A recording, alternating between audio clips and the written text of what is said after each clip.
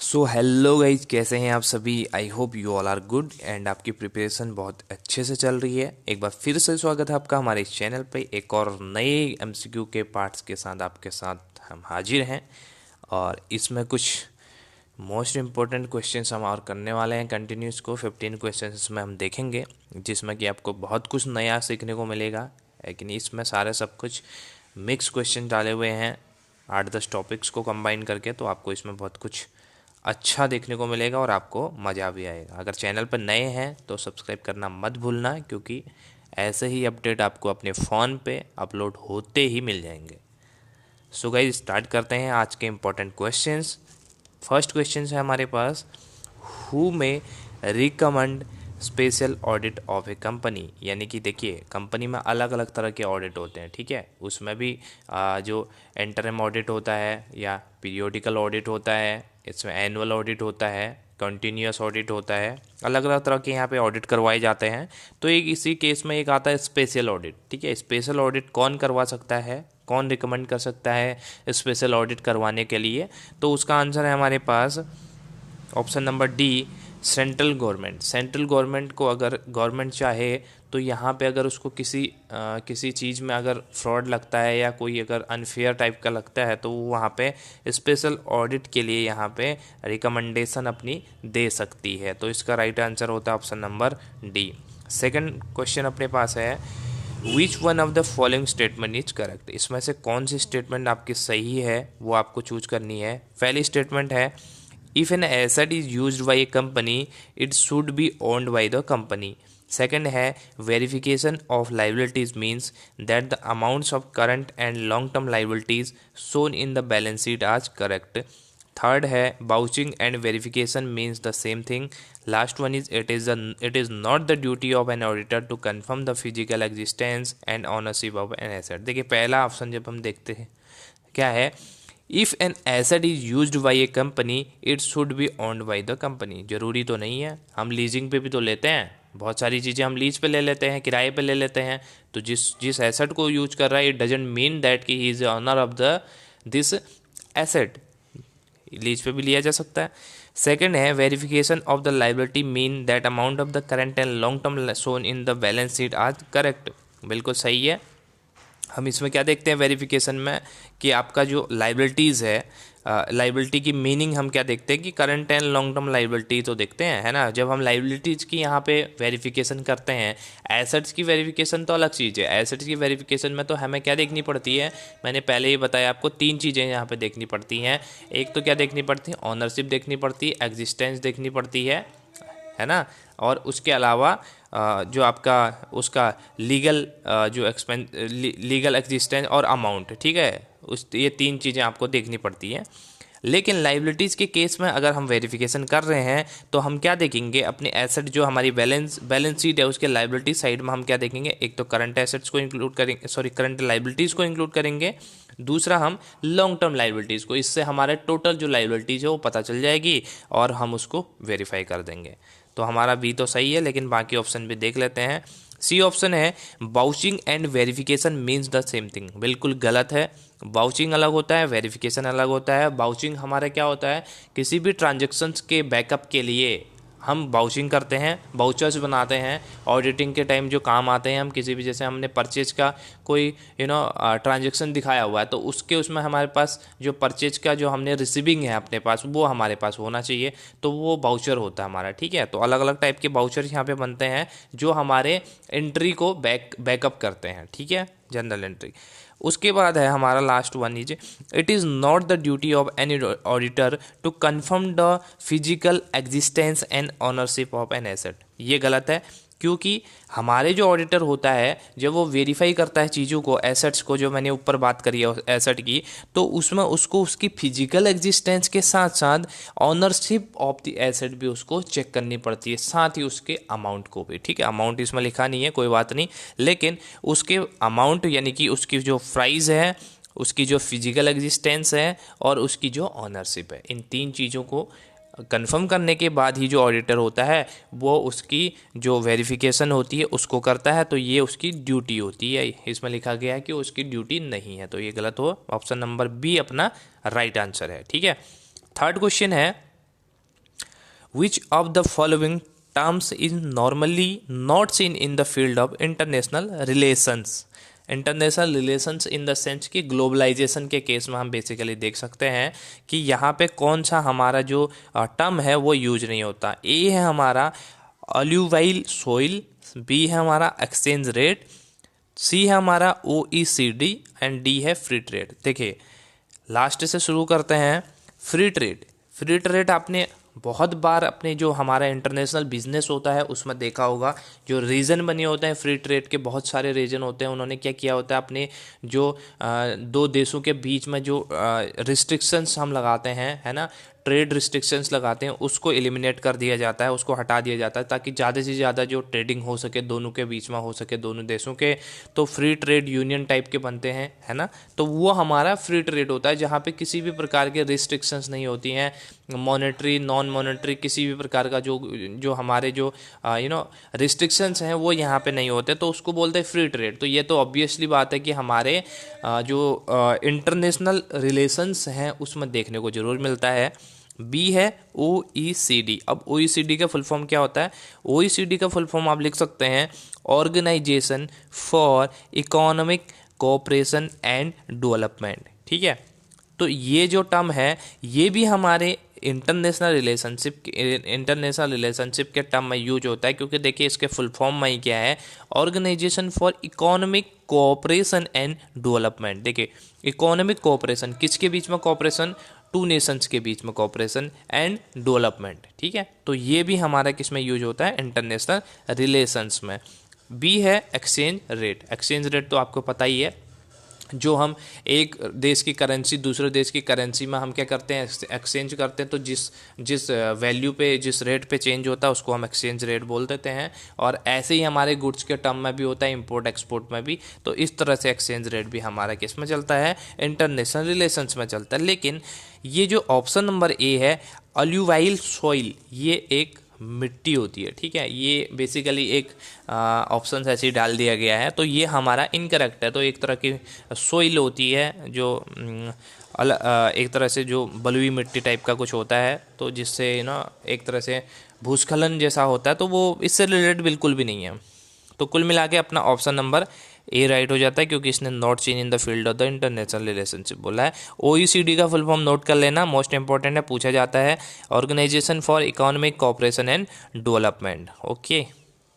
Okay, next question है what does pay out ratio mean? दो type का ratio हो सकता है बेसिकली, एक पे आउट होता है, एक रिटेंशन रेशियो होता है। पे आउट रेशियो वो रेशियो होता है जिस रेशियो को हम एज ए डिविडेंड के तौर पे देते हैं। प्रॉफिट का कुछ पोर्शन हम जिस रेशियो में डिविडेंड के तौर पे डिस्ट्रीब्यूट करते हैं उसे पे आउट रेशियो बोल देते हैं। और जो प्रॉफिट का जो दूसरा पार्ट होता है जिसको हम अपने पास रिटेन करते हैं, बिजनेस में अपने पास खुद के पास रख लेते हैं, जिस रेशियो में रखते हैं उसको रिटेंशन रेशियो बोल दिया जाता है। सिंपल सी बात है। तो इसका ऑप्शन क्या है? Ratio of debtors to creditors. बिल्कुल नहीं, गलत। Ratio of profit distributed to profit retained का तो हमने बता ही दिया पहले से। हमारे पास क्या होता है वो हमें रिटेंड रेशियो होता है, वो पे आउट रेशियो नहीं होता है, तो गलत। Ratio of dividend per share and earning per share. बिल्कुल, डिविडेंड पर शेयर और अर्निंग पर शेयर हमारा किस में इंक्लूड होता है? ये पे आउट रेशियो में। और रिटेंड अर्निंग तो हमारे रिटेंड अर्निंग मतलब हमने जो डिविडेंड के तौर पे पे आउट नहीं किया, जिसको डिस्ट्रीब्यूट नहीं किया, उसको बिजनेस में हमने रिटेन कर लिया, तो that is called retained earning. तो हमारा ऑप्शन कौन सा है? Option number C is right. Okay, चलो नेक्स्ट क्वेश्चन देखते हैं। Consider the following statement. पहला स्टेटमेंट दिया है premium on issue of share is transfer to general reserve account. Second है for declaration of bonus share out of general reserve a resolution in the shareholders meeting is necessary. पहला option देखो, premium on issue of share is transfer to general reserve account. नहीं, general reserve में कहाँ, capital reserve account में तो हम transfer करते हैं। तो पहला तो अपना गलत हो गया, क्योंकि हाँ ये जो प्रीमियम का पैसा है वो अपने लिए क्या है? एक गेन है, अपने लिए एक प्रॉफिट रहता है। तो इसको हम कैपिटल रिजर्व में ट्रांसफर करते हैं, क्योंकि हमारा क्या रहता है, ये शेयर का जितना भी रहता है हमारे कैपिटल से रिलेटेड होता है, क्योंकि ये कैपिटल इन्वेस्टमेंट होती है शेयर पे। किसी प्रकार की कोई रेवेन्यू या इस तरह की इन्वेस्टमेंट नहीं होती। तो जो कैपिटल नेचर की इन्वेस्टमेंट है उस पर जो गेन्स होते हैं वो भी हमारे कैपिटल अकाउंट में ट्रांसफ़र किए जाएंगे। तो कैपिटल रिजर्व अकाउंट में जाएगा। ठीक है। Second option, for declaration of bonus share out of general reserve a resolution in the share holder meeting is necessary. बिल्कुल ये सही है। हम क्या करते हैं, बोनस शेयर्स को जब हम डिक्लेयर करते हैं जनरल रिजर्व में से, तो उसके लिए एक रिजोल्यूशन पास करना होता है जो शेयर होल्डर्स की मीटिंग में, तो वो यहाँ पे नेसेसरी होता है बोल रहा है। तो ऑप्शन नंबर अपने पास बी सही है। ठीक है, करेक्ट बोला है। कौन सा करेक्ट है, तो ऑप्शन नंबर बी सही है, ए हमारा गलत है। सो नेक्स्ट क्वेश्चन अब आता है हमारा, how is calls in error shown in the balance sheet on the liability side. आपको पता है बैलेंस शीट में जो कॉल्स इन एरर होती है, कॉल्स इन एरर क्या होती है हमारी, कॉल्स इन एरर वो अमाउंट होता है जिसको कोई हमारा शेयर होल्डर पेड अप नहीं कर पाता है ना। जैसे हमने क्या किया, हमने इश्यू किया, फॉर एग्जांपल हमने 100 का चलो 50 मान लेते हैं, 50 का हमने पर शेयर इश्यू किया। ठीक है, 50 रुपीज़ का हमने क्या 10 रुपीज़ हमने एप्लीकेशन पे मांगे। ठीक है, और ऐसे ही 10 रुपीज़ हमने फर्स्ट अलॉटमेंट पे मांग दिए, और फिर हमने जितना बचा था 30 rupees first and final call पे मांग लिए। ठीक है, तो इस तरह से हमारे 50 रुपीज़ हो जाते हैं, ये हमारा फर्स्ट एंड फाइनल कॉल हो गई। एक ही कॉल करी हमने। तो जब वो क्या करता है, अलॉटमेंट तो अपना दे देगा, ठीक है, एप्लीकेशन दे देगा, अलॉटमेंट दे देगा, लेकिन यहाँ पे ये 30 रुपीज़ का वो पेमेंट नहीं कर पाता है, तो इसको हम क्या कहते हैं, कॉल्स इन एरियर बोलते हैं।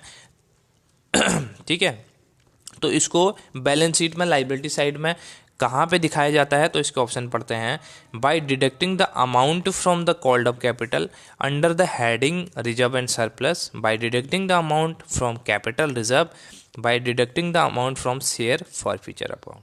ठीक है, तो इसका ऑप्शन नंबर अपने पास सी ए सही है, क्योंकि जो हमने कैपिटल कॉल्ड अप की थी ना, कॉल्ड अप कैपिटल, ठीक है, टोटल हमने कॉल्ड अप की कितने करी थी, 100 की थी। ठीक है, 100 में से अपने पास कितने आ गए थे, सॉरी पिछला एग्जांपल ही ले लेते, चलो कॉल्ड अप कैपिटल अपने हमने 50 का किया था, और हमारे पास कितना आ गया था, हमने पास 30 आ गया था, तो नहीं आया कितना, 20 नहीं आया, तो इसको माइनस कर देंगे किसमें, कॉल्स इन एरियर के तौर पे, तो 30 रुपीज़ अपने पास नेट अमाउंट हो गया। तो हम क्या करेंगे, कॉल्स इन एरियर को किस में से डिडक्ट करेंगे, amount of called up capital में से माइनस कर देंगे। ठीक है, क्योंकि हमने टोटल कॉल्ड अप किया था ना, टोटल इतना अमाउंट मांगा था, जितना नहीं दे पाया तो ऑब्वियस सी बात है उसको माइनस कर देंगे।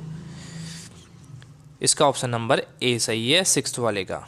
Okay, next question, the following figures are presented to you. ठीक है, इसको ध्यान से देखना, इंपॉर्टेंट क्वेश्चन है।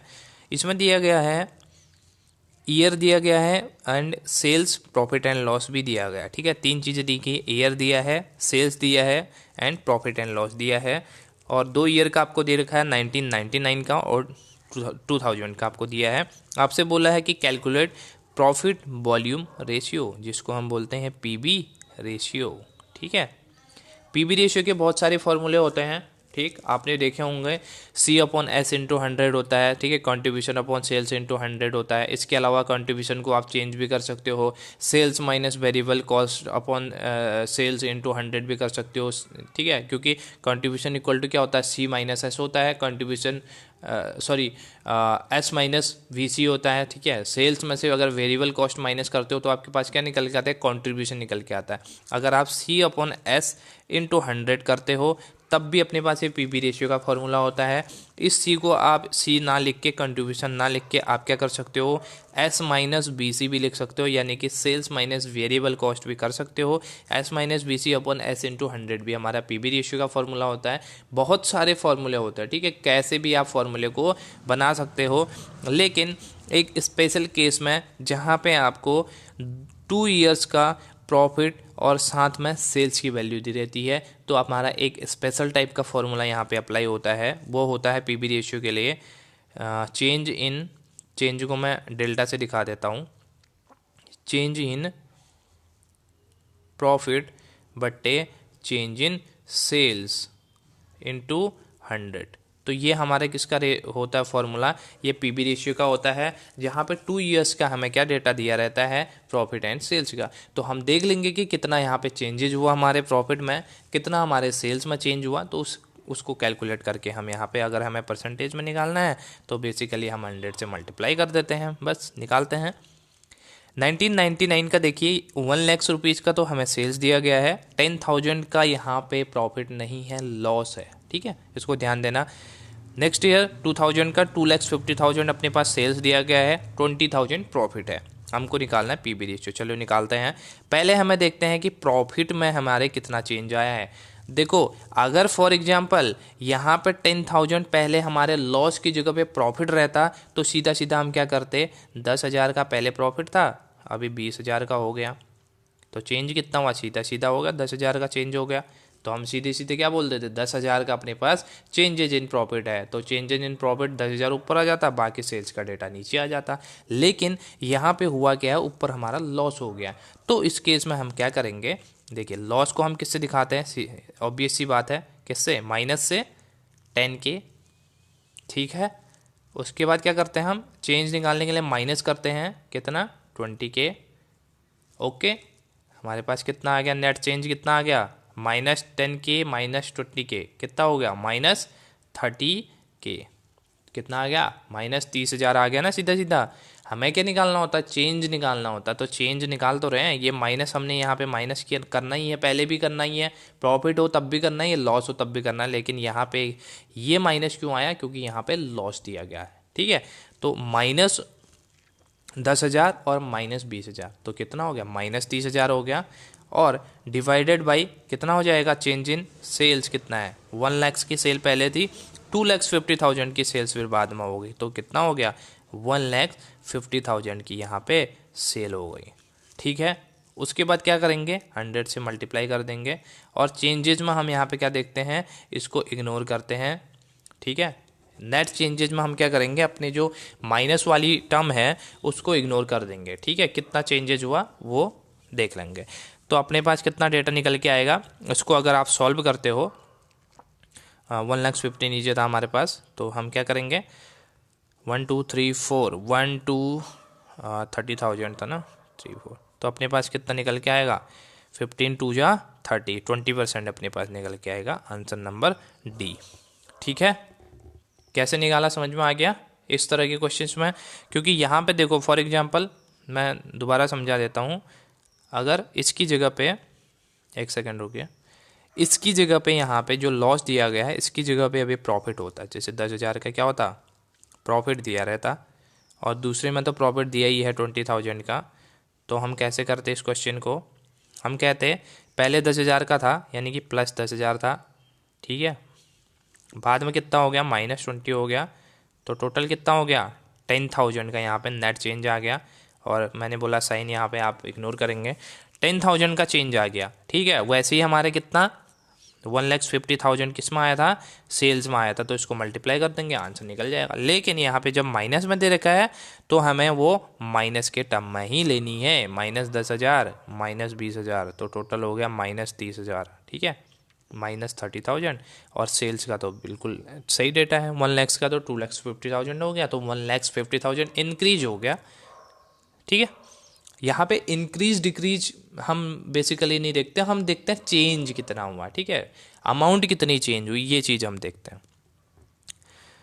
तो इसका right answer option number D. I hope ये समझ में आ गया। नेक्स्ट क्वेश्चन देखते हैं।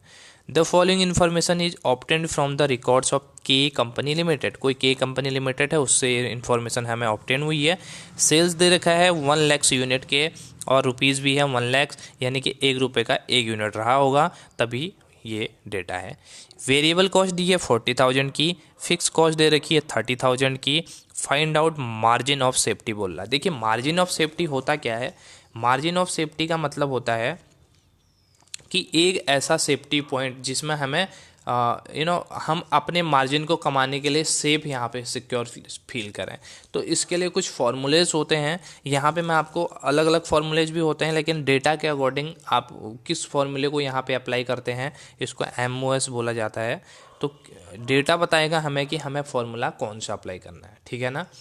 चलिए यहाँ पे देखिए, यहाँ पे डेटा हमें क्या दिया है, सेल्स का दिया है, और वेरिएबल कॉस्ट दे रखा है, फिक्स कॉस्ट दे रखा है, तो हमें बोला है MOS। तो इसमें निकालने के लिए हम क्या करेंगे, सबसे पहले हमें निकालना पड़ेगा PB रेशियो, क्योंकि हम MOS का फॉर्मूला है ये वाला लगाएंगे, कौन सा वाला, हम इसमें फॉर्मूला लगाते हैं fix cost profit divided by MOS equal to होता है profit divided by PB ratio, क्योंकि पीबी रेशियो अपना आसानी से निकल जाएगा डेटा जो हमें गिवन है उससे, तो प्रॉफिट इस डेटा से हम निकाल लेंगे तो हमारे पास एमओएस निकल के आएगा, यानी मार्जिन ऑफ सेफ्टी निकल के आएगा। चलो नेक्स्ट देखते हैं, यहाँ पे मैं थोड़ा इधर कर लेता हूँ इसको काम करने के लिए।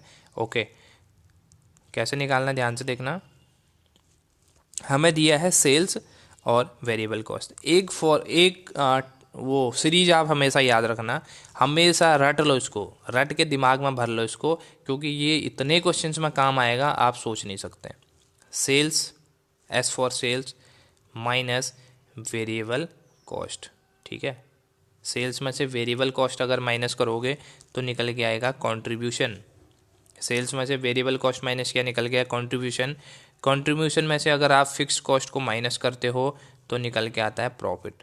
इस चीज़ को रट लो, ठीक है ना। सेल्स में से वेरिएबल कॉस्ट माइनस की, निकल गया है कंट्रीब्यूशन। कंट्रीब्यूशन में से फिक्स कॉस्ट माइनस की तो निकल गया है प्रॉफिट। हमें चाहिए सबसे पहले, हमें क्या निकालना है, हमें प्रॉफिट निकालना है, पीवी रेशियो भी निकालना है। पीवी रेशियो निकाल देंगे C/S इंटू 100, तो सबसे पहले हम कंट्रीब्यूशन तो निकाल लें। सेल्स कितना दिया है हमें, 1 लाख का अपने पास कितना सेल्स है, ठीक है, ओके 1 लाख का सेल है। माइनस करेंगे इसमें से वेरिएबल कॉस्ट, क्योंकि यहाँ पे देखो ये सेल्स का डेटा है, ये वेरिएबल कॉस्ट है। दूसरा वेरिएबल कॉस्ट हमें कितना दिया है, 40,000 का दिया है, ठीक है। तो अपने पास कितना 60,000 अपने पास क्या निकल के आता है, 60,000 हमारे पास निकल के आया। कंट्रीब्यूशन ये वाला देखो कंट्रीब्यूशन, ठीक है, मैं इसको स्केच थोड़ा चेंज कर लेता हूँ ताकि समझ में आए। ये कंट्रीब्यूशन यहाँ तक निकल के आएगा, क्योंकि सेल्स का डेटा ये दिया गया है और वेरिएबल कॉस्ट का डेटा ये दिया गया है। 60,000 अपने पास निकल गया कंट्रीब्यूशन, लेकिन हमें कंट्रीब्यूशन तो चाहिए ही, लेकिन उससे आगे हमें प्रॉफिट भी चाहिए, तो हमें फिक्स कॉस्ट भी दे रखी है। देखो फिक्स कॉस्ट 30,000 है, देखो यहाँ पर फिक्स कॉस्ट 30 है, तो इसको 30,000 हम और माइनस करेंगे तो अपने पास क्या निकल, ये फिक्स कॉस्ट ये वाली माइनस की है, ठीक है, वो अकॉर्डिंग टू फॉर्मूला, तभी बोल रहा हूँ इसको रट लो। प्रॉफिट कितना आया, 30,000 निकल के आ गया। अपने पास प्रॉफिट निकल के आया 30,000, ठीक है, और सब कुछ डेटा अपने पास निकल के आ गया है। बस हमें फॉर्मूला अप्लाई करना है, इसको नोट करना है तो नोट कर लो। अब मैं इसको इरेज कर रहा हूँ। अब देखो हमने क्या निकालना था, हमने निकालना था क्या, पीबी रेशियो। तो पीबी रेशियो का फॉर्मूला होता क्या है, पीबी रेशियो होता है C/S इंटू 100, यानी कि contribution upon sales into 100। Contribution कितना निकल के आया था अपने पास, कंट्रीब्यूशन अपने पास निकल के आया था 60,000 क्या निकल के आया था, और सेल्स अपने पास दे रखी है कितना, 1 लाख की दे रखी है इंटू 100, ठीक है। तो ये कितना निकल के आएगा अपने पास, अगर आप इसको सॉल्व करते हो तो ये आएगा 60% निकल के आएगा। 60% अपने पास फिर क्या आ गया, पीबी रेशियो निकल के आ गया है। अब हमें पीबी रेशियो निकाल लिया तो हमें क्या चाहिए, अब एमओएस निकालना है। पीबी रेशियो 60% नोट कर लो, फिर हम एमओएस निकाल रहे हैं। अब एमओएस का फॉर्मूला मैंने बताया था, मार्जिन ऑफ सेफ्टी का क्या बताया था, हमने बताया था प्रॉफिट को हम जब डिवाइड करते हैं पीबी रेशियो से, ठीक है। तो चलो प्रॉफिट को डिवाइड कर देते हैं। प्रॉफिट अपने पास कितना निकल के आया, 30,000 निकल के आया था प्रॉफिट, और पीबी रेशियो कितना 60% निकल के आया। तो 60 तो नीचे आ जाएगा, इंटू 100 हो जाएगा, क्योंकि वो परसेंटेज में है, ठीक है। 60/100 हो जाता नीचे, लेकिन हम जो हमारा फ्रैक्शन के नीचे फ्रैक्शन है तो ऊपर जाके मल्टीप्लाई हो जाती है, तो 60/100 ऊपर जाके 100 मल्टीप्लाई हो गया। अगर इसको आप सॉल्व करोगे तो अपने पास कितना निकल के आता है, 50,000, ठीक है, 50,000 अपने पास निकल के आएगा। ऑप्शन नंबर डी, इसको आप आसानी से सॉल्व करते हो, 6 5 जा 30, तो 50,000 अपने पास निकल के आएगा। तो ये था हमारा एमओएस निकालने का, ठीक है।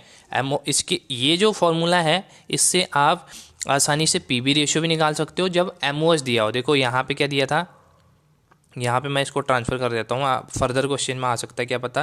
देखो हमने क्या किया, MOS equal to profit divided by PB ratio किया ना, इतना फॉर्मूला ध्यान रखो पहले बस खाली। अगर हमें बोलता पीबी रेशियो निकालो जब हमें एमओएस दिया है, तो हमें यहाँ पे पीबी रेशियो को यहाँ ट्रांसफ़र कर देते, एमओएस को यहाँ ट्रांसफ़र कर देते, बात वही जाती, क्रॉस मल्टीप्लाई करके।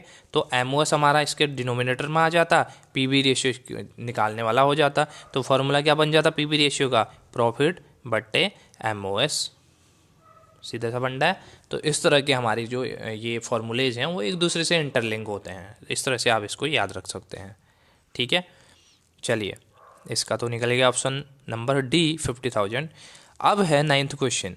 Consider the following stages an auditor has to undergo before commercing commencing an audit, यानी कि एक ऑडिटर को अपना ऑडिट को स्टार्ट करने से पहले कि क्या क्या मतलब क्या क्या स्टेप्स को फॉलो करना चाहिए, ये यहाँ पे बोल रहा है कि मतलब ये एक सीरीज होती है, ठीक है, फॉलोअप करने की। तो वो क्या क्या स्टेजेस को अपने क्या क्या अपने स्टेप्स को हैं उनको फॉलो करेगा, उसके बाद जाके जब उसकी जो हमारी ऑडिटिंग है वो स्टार्ट हो पाएगी। देखिए, पहला है ascertaining the scope of audit work, second है gaining knowledge about business of the client, third है going through the agreement with the client, fourth है instructions to the information from the client। देखो यहाँ पे एक चीज़ ध्यान देना, सबसे पहला हम किसी से कोई बात करते हैं अपना काम करवाने के लिए या उससे काम लेने के लिए, तो सबसे पहले हम एग्रीमेंट करते हैं, ठीक है, सबसे पहले हम कॉन्ट्रैक्ट करते हैं। तो ये तो ऑब्वियसली पहले आएगा फर्स्ट नंबर पे, जो हमारा 3 वाला है, going through agreement with the client. सबसे पहले बातचीत होगी, हाँ हम इतने में डील करेंगे कि हाँ हम 1 लाख रुपए हम आपको देंगे, आप हमारा ऑडिट कर दो। उसके बाद ही तो जाके आपका ऑर्गेनाइजेशन देखेगा, आपके रूल्स मतलब बुक्स ये सब कुछ अपनी प्रिपरेशन करेगा उस हिसाब से। तो सबसे पहले तो हमें क्या करना पड़ेगा, ऑडिटर के पॉइंट ऑफ व्यू से देखा तो सबसे पहले एग्रीमेंट करेंगे। उसके बाद दूसरा देखिए क्या होगा, ascertaining the scope of audit होगा या gaining knowledge about business of the client होगा। तो यहाँ पे देखो उसके बाद वो क्या करेगा, ascertaining द स्कोप और ऑडिट वर्क, वो देखेगा चलो मैंने तो एग्रीमेंट कर लिया, उसके बाद देखेगा कि वहाँ पे क्या स्कोप है ऑडिट करने का, मतलब क्या क्या उसके बेनिफिट हैं, क्या उसके लिमिटेशंस है। तो पूरे स्कोप एक तरह से वो ब्रॉडली यहाँ पे देखने की कोशिश करेगा। उसके बाद वो क्या करेगा, gaining knowledge about business of the client, उसके बाद वो क्या करेगा, बिजनेस के जो हमारे जो उसके क्लाइंट हैं उनके बारे में जानकारी इकट्ठा करेगा। पहले क्या करेगा, एग्रीमेंट, उसके बाद बिजनेस का एक ओवरव्यू लेगा, स्कोप जो स्टडी का उसका स्कोप है उसका एक ओवरव्यू करेगा। उसके बाद उनके क्लाइंट की इंफॉर्मेशन कलेक्ट करेगा और लास्ट में instructions to and information from the client, instructions भी देगा उनको क्लाइंट्स को और क्लाइंट से इंफॉर्मेशन भी लेगा। तो इस तरह से हमारा क्या हो जाता है, ऑप्शन नंबर डी राइट होगा, 3, 1, 2, 4। ठीक है, नेक्स्ट क्वेश्चन की तरफ बढ़ते हैं। Yen is the currency of, देखिए ये करेंसी वाले क्वेश्चन पूछे जाते हैं एग्जाम में, बहुत सारे एग्जाम्स में आते हैं, नेट के एग्जाम में भी आता है। Yen is the currency of, yen कहाँ की है, एन हमारी करेंसी होती है जापान की, ठीक है, ध्यान देना, जापान की करेंसी है, चाइना की युआन है, इस चीज़ को भी ध्यान देना, और इटली की हमारी यूरो करेंसी है, क्योंकि ये हमारा यूरोपियन यूनियन का एक देश है तो इसकी यूरो करेंसी होती है। और हमारी जो साउथ कोरिया की करेंसी होती है वो होती है साउथ कोरियन वॉन, WON, ठीक है, साउथ कोरियन वॉन हमारी साउथ कोरिया की यहाँ पे जो करेंसी है वो होती है। तो एन हमारे कहाँ की होगी, जापान की होगी, ठीक है। Next, social accounting means, social accounting क्या होती है, social accounting means accounting for social benefit and social cost, accounting for government revenue and government cost, accounting for private revenue and private cost, या none of the above. तो यहाँ पे option number हमारा जैसे कि नाम से ही सजेस्टेड है, तो accounting for social benefit and social cost, तो सोशल बेनिफिट के लिए जो अकाउंटिंग की जाती है, यानी कि सोशल वेलफेयर के लिए, या जो हमारे और बिजनेस है वो बिजनेस हमारे सोशल कितना हमारी सोशली बेनिफिशियल है, ऐसा तो नहीं है कि हमारे जो इन्वायरमेंट है, हमारे जो समाज है उसको नुकसान पहुंचा रहा है। तो इस चीज़ को मेजर करने के लिए सोशल अकाउंटिंग बेसिकली की जाती है, तो उसको हम कहते हैं social accounting for social benefits and social cost, बाकी तो हमारे इरेलीवेंट है। Next question, if the goods purchase are in transit then the general entry at the end of the period will be, goods in transit का मतलब है कि वो अभी डिलीवर नहीं हुए हैं, रास्ते में है कहीं पे, ठीक है, डिलीवरी में है, इन दी प्रोग्रेस ऑफ डिलीवरी हम कह सकते हैं। तो उसके लिए हमारी क्या जनरल एंट्री रहेगी, देखो यहाँ पे क्या है, ये चीज़ को ध्यान देना कि जो परचेज किया गया है, यहाँ पे परचेज और सेल्स, यहाँ पे अगर सेल्स दिया है तो एंट्री अलग हो गई, यहाँ पे परचेज बोला है तो एंट्री अलग हो गई। अगर हम परचेज कर रहे हैं तो हमारे पास जब परचेज अपने पास गुड्स पहुँच गया तो उसके बाद की एंट्री क्या होगी, अगर हम कैश में परचेज कर रहे हैं तो purchase account debit to cash हो जाएगा, अगर हम क्रेडिट में परचेज कर रहे हैं तो purchase account debit to creditors हो जाएगा, यानी कि जो हमारा जिससे हम माल खरीद रहे हैं उसका नाम आ जाएगा। लेकिन जब गुड्स पहुंचा ही नहीं है, डिलीवरी हुई नहीं है, तो उस केस में हमारे एंट्री होती है goods in transit account debit to purchase account. यहाँ पे ध्यान देना, यहाँ पे गलती होती है, परचेज की जगह पे आप सप्लायर्स भी कर सकते हो, और लेकिन यहाँ पे जब तक डिलीवरी नहीं हुई है तो हम परचेज अकाउंट को क्रिएट करेंगे, है ना, और सेल्स का रहेगा तो जनरल एंट्री चेंज हो जाएगी। ठीक है, तो B option is right. Next, the clearing agent is appointed by the. देखिए क्लियरिंग एजेंट मतलब जो आपका जो बिल्स है, बिल्स को क्लियर करने के लिए जो आपका नोट्स होते हैं उनको क्लियर करने के लिए यहाँ पे जो एजेंट अपॉइंट किया जाता है वो कौन करता है, तो हमारा करता है इंपोर्टर। जो गुड्स को इंपोर्ट करता है वो यहाँ पे क्लियरिंग एजेंट को यहाँ पे अपॉइंट करता है। ठीक है, नेक्स्ट क्वेश्चन देखते हैं। The importer can not take delivery of goods unless the produces the. एक जो इंपोर्टर है वो जो गुड्स की है उनकी डिलीवरी नहीं ले सकता है। कब तक नहीं ले सकता है, जब तक उसके पास क्या ना हो, बिल ऑफ साइट ना हो, बिल ऑफ लेडिंग ना हो, शिपिंग बिल ना हो, या मिड्स रिसिट ना हो। तो इसका होता है बिल ऑफ लेडिंग। हमारे जो गुड्स के केस में आता है वो आता है बिल ऑफ लेडिंग। तो बिल ऑफ लेडिंग होना जरूरी है क्योंकि उस पर जो गुड्स की है वो इन्फॉर्मेशन रहती है, कितना गुड्स है, किस तरह का है, कितना इसका वेट है, इस तरह की प्राइजेज, ये सब कुछ उसमें बिल ऑफ लेडिंग में रहता है। तो जब तक बिल ऑफ लेडिंग नहीं है तो इंपोर्टर गुड्स की डिलीवरी लेने से मना कर सकता है। ठीक है, आज का सबसे लास्ट क्वेश्चन है, the principle of indemnity is not related to. ये legal aspect of the business का क्वेश्चन है, जो बिजनेस लॉ है हमारा उसका क्वेश्चन है ये। The principle of indemnity is not related to. यहाँ पे इंडेमनिटी लॉ होता है एक, उसके अकॉर्डिंग इंडेमनिटी होल्डर होता है और इंडेमनिटी होल्डर और इंडेमनिटी फायर होता है, जो दो पार्टीज होते हैं। ठीक है, उसमें जो लॉस होता है उसका पेमेंट करने की, उसको कंपनसेट करने की यहाँ पे बात होती है इंडेमनिटी के अंदर। ठीक है, इंडेमनिटी में किस चीज़ को इंक्लूड नहीं किया जाता है, पहला है लाइफ इंश्योरेंस, दूसरा है फायर इंश्योरेंस, तीसरा है मरीन इंश्योरेंस, चौथा है क्रॉप इंश्योरेंस। एक चीज़ याद रखना, इंडेमनिटी में सिर्फ गुड्स से रिलेटेड चीज़ों को इंक्लूड किया जाता है लॉस को कंपनसेट करने के लिए। तो जब गुड्स की बात आएगी तो फायर इंश्योरेंस हमारा गुड्स से रिलेटेड है, मरीन इंश्योरेंस हमारा गुड्स से रिलेटेड है, crop insurance also related to our goods type insurance. तो एक लाइफ इंश्योरेंस बचता है जो हमारा है लाइफ से रिलेटेड होता है, यानी कि ह्यूमन बीइंग से रिलेटेड होता है, तो वो हमारा किसमें इंडेमनिटी में इंक्लूड नहीं होता है। ठीक है, तो ऑप्शन नंबर ए इसका राइट है, इसमें इंक्लूड नहीं किया जाता है। सो गाइज, ये थे हमारे आज के क्वेश्चंस, जो 15 मोस्ट इंपॉर्टेंट क्वेश्चंस हैं। इसमें से क्वेश्चंस तो बनने ज़रूर हैं एग्जाम में, सो आप इसको देखिए। अगर इसमें किसी प्रकार की कोई प्रॉब्लम होती है तो आप मुझसे शेयर कर सकते हैं और कमेंट करके बता भी सकते हैं। वीडियो को आप लोग लाइक कम करते हैं तो मोटिवेशन मुझे ज़्यादा नहीं मिल पाता है। आपको वीडियो लाइक करने में कुछ भी नहीं जाता, फ्री ऑफ कॉस्ट है ना, तो वीडियो लाइक कर दिया करो यार, है ना। तो हम आगे को इसकी जो सीरीज है उसको फिर कंटिन्यू करेंगे। इसमें मैंने एक मिक्स करके सारे लगभग हर एस्पेक्ट के क्वेश्चंस को यहाँ पे इंक्लूड किया है। नेक्स्ट में और कोशिश करेंगे कि और अदर जो अनटच्ड हमारे जो सिलेबस रह गया उसके अकॉर्डिंग मैं क्वेश्चंस को लाऊं। Thank you so much for watching, keep watching, keep supporting. Thank you so much, bye bye, take care.